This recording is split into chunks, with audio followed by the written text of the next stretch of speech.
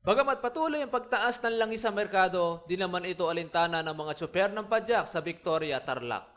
Bukod sa pagsasaka, dito rin kumukuha ng pantawid gutom ang mga haligi ng tahanan sa kabila ng hirap sa pagpedal.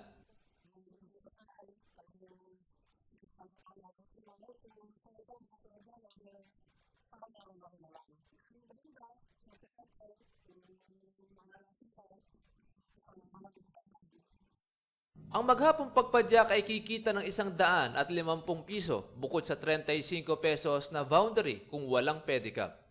Si Lolo Victor, 22 taon na sa ganitong uri ng trabaho, ayon sa kanya ay parte na ito ng kanyang buhay.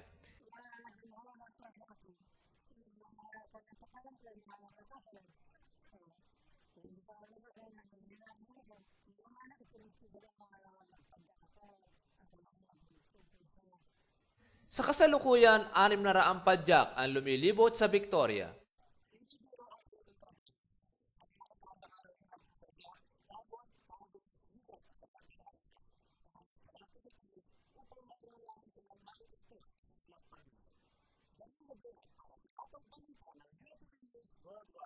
Berhilyo Bunag para sa UNTV News Worldwide at ito ang balita.